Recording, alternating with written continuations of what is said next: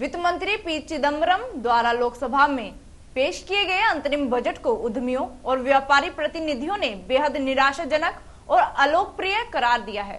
उनका कहना है कि वित्त मंत्री ने उद्योग और व्यापार जगत के विकास के लिए कोई घोषणा नहीं की। महंगाई के बावजूद आयकर की दरों में छूट नहीं दी गई और न ही सेवा करों की दरों और दायरों में कटौती की गई। अंतरिम बजट पर चर्चा के लिए आज चैनल न्यूज विजन के स्टूडियो में मौजूद है उत्तर प्रदेश उद्योग व्यापार प्रतिनिधि मंडल के जिला अध्यक्ष शीतल टंडन, अखिल भारतीय उद्योग व्यापार मंडल के जिला अध्यक्ष विमल वीरमानी, पश्चिमी उत्तर प्रदेश उद्योग व्यापार मंडल के जिला अध्यक्ष शैलेंद्र भूषण गुप्ता, सहारनपुर उद्योग व्यापार प्रतिनिधि मंडल के प्रभारी दिनेश सेठी। आप सभी का चैनल न्यूज विजन के स्टूडियो में स्वागत है। पूरे विश्व में अमेरिका और चीन के बाद हमारे भारत देश की अर्थव्यवस्था सबसे मजबूत गिनी जाती थी। हमारे देश के प्रधानमंत्री डॉक्टर मनमोहन सिंह और वित्त मंत्री साहब पी चिदम्बरम पूरे विश्व के बड़े महत्वपूर्ण और बड़े योग्य अर्थशास्त्रियों में गिने जाते हैं। पिछले 10 वर्ष से ये सरकार चल रही थी, बजट हर वर्ष आ रहे थे। आज जब बजट सुना तो बड़ी हैरानी हुई।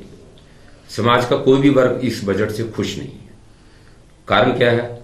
सरकार की समझ में नहीं आ रहा है कि डॉलर के मुकाबले में रुपए की कीमत गिर रही है, सोने के भाव बढ़ रहे हैं, देश में महंगाई, भ्रष्टाचार और इन सब से ऊपर घोटालों की इतनी भरमार है कि उसके कारण महंगाई कम नहीं हो रही है। वित्त मंत्री ने ये बजट पेश किया, जो हमारी अपेक्षाएं थी उद्योग और व्यापार जगत की और आम आदमी की, वो बिल्कुल भी खरी उस पर नहीं उतरी। बड़ा ही निराशाजनक और बड़ा अलोकप्रिय बजट मैं इसको कहूंगा। मुझे पी चिदम्बरम साहब से ऐसी उम्मीद नहीं थी। लोकसभा का चुनाव आगे आ रहा है, घोषणाएं नहीं दी गई। और आप एक खास बात देखिए, महंगाई के कारण चुनाव आयोग ने आगामी लोकसभा में प्रत्याशियों के लिए खर्च की सीमा बढ़ा दी है। क्यों बढ़ाई है? क्योंकि महंगाई बढ़ी है। लेकिन उस महंगाई के बदले में उन्होंने व्यापारी और उद्यमी के लिए ना तो टैक्सों में छूट की है, ना आयकर की दरों में छूट की है। एक बात बड़ी अजीब सी है, वित्त मंत्री जी ने कही है कि देश में महंगाई कम हुई है।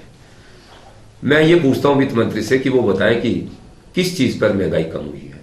अलबत्ता इतना जरूर है कि सर्दियों के इन दिनों में जब मैं सब्जी लेने जाता हूं तो सब्जी के दामों में मुझे कुछ कमी लगी है, बाकी तो हर चीज मुझे महंगी लगी है। एक उन्होंने कहा कि हमारे प्रयासों से जो है देश में कृषि का उत्पादन बहुत अच्छा हुआ है, बहुत बेहतर हुआ है। कृषि का उत्पादन हमेशा अच्छा होता है और कृषि के उत्पादन में सरकार का योगदान उतना नहीं होता है। अगर कृषि का उत्पादन रिकॉर्ड उत्पादन हुआ तो उसके लिए हमारे देश के किसानों की मेहनत और उस ईश्वर की प्रकृति की कृपा है, जिसके कारण अनाजों का और पूरे सारे जो हमारे कृषि पैदावार है उसका रिकॉर्ड उत्पादन हुआ है, उसमें सरकार का कोई योगदान नहीं। शिक्षा के क्षेत्र में इन्होंने सब्सिडी दी है। जो छात्र जो है लोन लेंगे शिक्षा के लिए, उनको जो है हम सब्सिडी देंगे, बड़ी अच्छी बात है। लेकिन उस सब्सिडी के लिए धन कहां से आएगा, ये वित्त मंत्री ने नहीं बताया। इसके अलावा जो चीज भी उन्होंने कही है, ये अच्छी बात है कि 2% की एक्साइज ड्यूटी उन्होंने कम की है। उससे फ्रिज है, टीवी है, देसी मोबाइल है, कार है या मोटरसाइकिल है, ये थोड़ी सस्ती हो जाएंगी, साबुन सस्ता हो जाएगा। ये कोई बड़ी महत्वपूर्ण बातें नहीं है। कार सस्ती करना उतना महत्वपूर्ण नहीं है जितना महंगाई कम करना महत्वपूर्ण है। और महंगाई पर, भ्रष्टाचार पर अंकुश लगाने के लिए वित्त मंत्री ने कोई घोषणा नहीं की है। इसलिए मैं नहीं समझता कि ये किसी भी दृष्टि से, उन्होंने तो अपनी तरफ से चुनावी बजट इसको कहा होगा, मैं नहीं समझता कि ये कोई आकर्षण करने वाला बजट है। इससे समाज का कोई भी वर्ग मेरे ख्याल में खुश नहीं होगा, मेरा ये कहना है।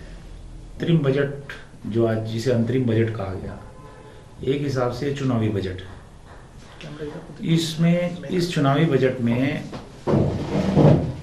इन्होंने किसी तरह की भी छोटे और मध्यम उद्योग व्यापार को कोई राहत नहीं दी।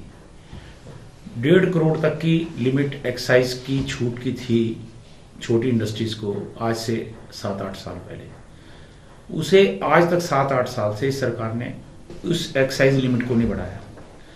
चाइना से यहाँ का व्यापार कैसे मुकाबला करेगा या यहाँ का कैसे उद्योग व्यापार मुकाबला करेगा, इन्होंने कोई इंटरेस्ट रेट में भी कोई इन्होंने रियायत नहीं दी है। आयकर दरों में इन्होंने किसी तरीके का कोई परिवर्तन नहीं किया। सिर्फ ऑटो इंडस्ट्रीज को इन्होंने राहत दी है, जो कि कार जो है बड़े लोगों के खरीदने का साधन है, चाहे एसयूवी कार में किया या छोटी कारों में किया। लेकिन उसके अलावा इन्होंने महंगाई को कम करने का कोई उपाय नहीं किया। खाद्यान्न के मामले में कुछ नहीं कहा। खाद्य व्यापारी एक टैक्स पूरे पूरे देश में एक टैक्स प्रणाली की मांग सालों साल से करता आ रहे हैं। वैट के मामले में इन्होंने पूरे देश में एक कर प्रणाली रहेगी, उसके मामले में सेंट्रल गवर्नमेंट ने शुरू से बेवकूफ़ बनाया और आज तक कुछ नहीं किया। सीएसटी में इन्होंने कोई रियायत नहीं की। सीएसटी खत्म हो जाना चाहिए था अब तक, लेकिन सीएसटी भी आज तक खत्म नहीं हुआ। कुल मिला के ये निराशाजनक बजट है। सिर्फ उन लोगों को एक लुभाने के लिए लोग लुभावने नारे दिए गए हैं। जो इन्होंने 4.1 का इन्होंने अपना घाटा बताया है, वो भी संभवतः पूरा नहीं हो पाएगा, क्योंकि आज तक इन लोगों ने महंगाई घटाने के या उसके जितने भी उपाय बताए हैं उससे कहीं ज्यादा महंगाई दर सदैव रही है, और व्यापारियों के लिए तो अत्यंत निराशाजनक ये बजट है। वास्तव में जो आज वित्त मंत्री ने जो अंतरिम बजट पेश किया है वो निराशाजनक और दुर्भाग्यपूर्ण है। ये हमारे देश का और हमारा सबका दुर्भाग्य है कि हम लोग इनकी करनी को सहन कर रहे हैं। जीएसटी पर इनकी पॉलिसी क्लियर नहीं है, डीटीसी पर इनकी पॉलिसी क्लियर नहीं है। जब वैट लगा था तो ये कहा गया था कि सीएसटी बिल्कुल धीरे धीरे खत्म हो जाएगा, लेकिन वो आज तक खत्म नहीं हुआ है, उस पर पॉलिसी क्लियर नहीं है। वैट की दरें, क्योंकि जीएसटी लागू होना था, वो इसीलिए अभी तक लागू नहीं हुआ है क्योंकि उसमें व्यापार मंडल के या व्यापारी प्रतिनिधि उस कमेटी में आज तक शामिल नहीं किए गए हैं, इसलिए जीएसटी की पॉलिसी भी इनकी क्लियर नहीं है। रही इनकम टैक्स की बात, इनकम टैक्स में मेरे ख्याल से पूरे हिंदुस्तान के सभी व्यापारी और आम नागरिक भी ये कहते आ रहे हैं कि इनकम टैक्स की रिबेट बढ़नी चाहिए। पहली बात तो ये कि हमारा कहना यह है कि जब जीएसटी लागू हो जाएगा तो इनकम टैक्स बिल्कुल खत्म हो जाना चाहिए, लेकिन चलो कोई बात नहीं, हम ये चाहते हैं कि उसमें कुछ रियायत मिलनी चाहिए, लेकिन कोई उसके ऊपर इनकी पॉलिसी क्लियर नहीं है। नंबर 3, कृषि को ये कहते हैं कि कृषि उत्पादन बढ़ा है। मेरा मानना यह है कि कृषि उत्पादन केंद्र सरकार की वजह से नहीं बढ़ा है, हमारे किसान भाइयों की मेहनत की वजह से यदि कृषि उत्पादन बढ़ा है तो वो उसके लिए वो धन्यवाद के पात्र है, न कि केंद्र सरकार। आज केंद्र सरकार के द्वारा जो अंतरिम बजट पेश किया गया है, ये वाकई में ही जो आगामी चुनाव है उसके मद्देनजर एक लोक लुभावन अंतरिम बजट है, जबकि जो भी सरकार अगली बनेगी वो इसको चेंज करेगी, और हम उस अगली सरकार से ये उम्मीद रखेंगे, व्यापार जगत के लोग, सभी व्यापारिक प्रतिनिधि, कि जो भी कार्य हो इस देश में बजट से संबंधित, उसमें व्यापार मंडल के या व्यापारिक प्रतिनिधि जरूर उसमें होनी चाहिए, कमेटी बननी चाहिए, या एक व्यापारिक मंत्रालय या व्यापार के हितों के लिए जो रक्षा करने के लिए जो व्यापारी प्रतिनिधि संघर्ष कर रहे हैं, उनके एक न एक प्रतिनिधि होकर उसमें शामिल करने चाहिए, जिससे कि जो व्यक्ति नीचे से व्यापार कर रहा है और साथ साथ काम कर रहा है उसे प्रैक्टिकल नॉलेज होती है, ना कि एसी में बैठने वाले लोग या जो वहां पर बैठकर जो पॉलिसी जो ब्यूरोक्रेट्स बनाते हैं, जो जैसा पेश करते हैं वो वैसा आगे पेश कर देते हैं, तो प्रैक्टिकल उनको जानकारी नहीं होती है। ये हमारी डिमांड है, और व्यापार मंडल के सभी साथी जितने भी हैं, प्रदेश में हो, जिले में हो, देश में हो, वो सब इस बात की मांग करते आ रहे हैं और आंदोलन संघर्ष करते आ रहे हैं। यही हमारा आपके इस चैनल के माध्यम से कहना है। और रही बजट की बात, ये तो खैर सबको पता है कि ये अंतरिम बजट है, कोई फाइनल बजट नहीं है। इससे इस सरकार का जो इनकी मंशा है कि हम ये बजट लोक लुभावन पेश करके, हाँ इतना जरूर है कि उन्होंने शिक्षा के क्षेत्र में जो छूट दी है विद्यार्थियों को, वो स्वागत योग्य है। सेना का बजट इन्होंने बढ़ाया है तो कोई बात नहीं, वो तो क्योंकि सेना देश की रक्षा के लिए संघर्ष करती है, अच्छी बात है। और सेना में 1 रैंक और 1 पेंशन की जो स्कीम करी है वो अच्छी बात है, लेकिन उसके साथ साथ जो आम जनता को जो फायदा होना चाहिए उसके लिए भी इनको पॉलिसी बनानी चाहिए थी, नहीं बनाई। हम अगली सरकार से उम्मीद रखेंगे कि वो पॉलिसी बनाए और व्यापार मंडल के प्रतिनिधियों को साथ लेकर काम करे। तो कोई हिसाब रखने के लिए वह खर्चा किस तरीके से चलेगा उसे पास करवाने के लिए बजट था, लेकिन यूपीए सरकार ने इसे चुनावी बजट घोषित कर लोगों को लुभाकर अपने पक्ष में वोट करवाने के लिए, चाहे उसमें कुछ आइटमों के ऊपर से एक्साइज ड्यूटी कम कर दी, या जैसे आर्मी का 1 रैंक 1 पेंशन वाली स्कीम घोषित करी, वो सिर्फ चुनावी बजट घोषित उन्होंने करके कि ताकि किसी तरीके से उनकी डूबती नैया बच जाए, उसमें उन्होंने कहा। इससे बिल्कुल भी ना तो व्यापारी समाज को ना ही किसी समाज को, पूरे हिंदुस्तान में इस बजट से किसी को कोई फायदा नहीं होगा। ये बहुत निराशाजनक व बड़ा दुर्भाग्यपूर्ण रूप से कहा जाए जो सरकार से हमारी अपेक्षा थी कि कुछ व्यापारियों के लिए व अन्य संस्थाओं के लिए या कर्मचारियों के लिए बजट में घोषणा करेगी, ऐसी किसी तरह की कोई घोषणा नहीं करी।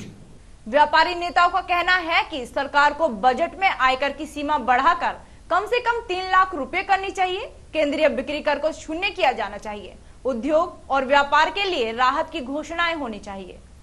हमने बजट से पहले वित्त मंत्री को एक ज्ञापन भेजा था।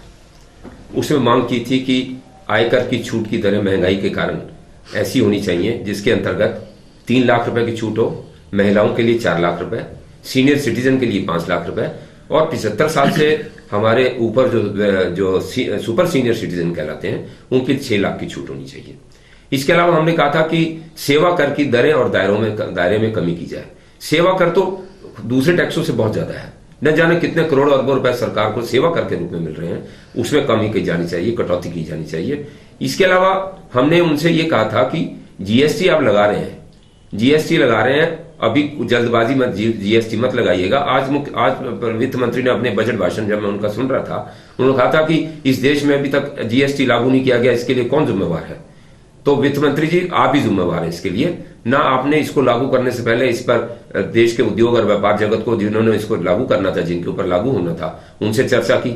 ना आपने व्यापार मंडलों के आंदोलनों को जो है वो उनकी और ज्ञापनों को और सलाहों को और सुझावों को सुना। तो इसका जवाब भी आप ही देंगे कि वित्त मंत्री जी इन जीएसटी क्यों लगना चाहिए था, क्यों नहीं लगा, इसके लिए भी आप जिम्मेवार हैं। खाद्य लाइसेंस के बारे में बहुत सारी जटिलताएं हैं, व्यापारी पूरे देश का आंदोलित है। इनकम टैक्स की दरों में कोई छूट नहीं दी गई।